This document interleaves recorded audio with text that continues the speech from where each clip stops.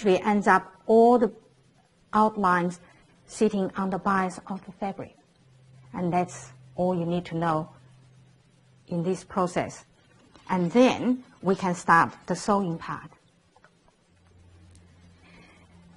In the sewing part, the first thing I want to talk about, one is basting. One way of basting is called thread basting. You can just make big stitches all over the pattern to sew the two layers, upper layer, butterfly layer, and the background together, and then cut out a bit at a time. Or you can use a pin to baste.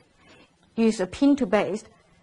This is the wrong way. If you use pin, you make sure you put the pin from the back and baste like this. When you baste like this, the pin will never be in the way when you sew. Now here I want to start. Another basic about applique is how to hold the project. Hold the project always with under finger and upper finger like this, not like this. And then you cut a little bit at a time, put the needle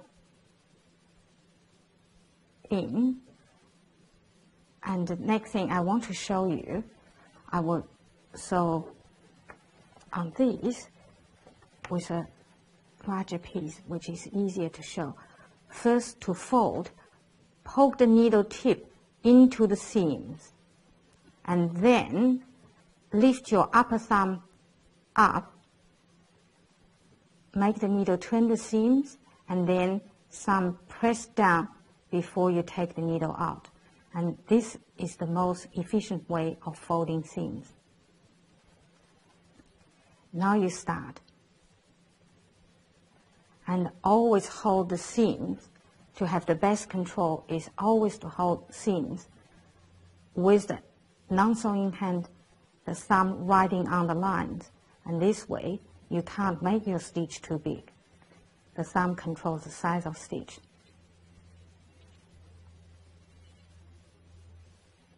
Like this.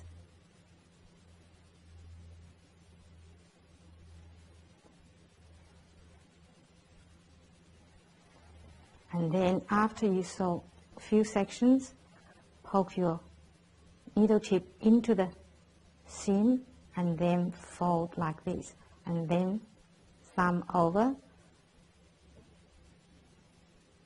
press it down, and when you are happy with the fold, then you continue to sew.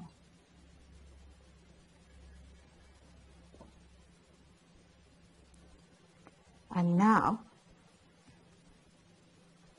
another little thing I must teach you is, you see, just as you sew happily, you need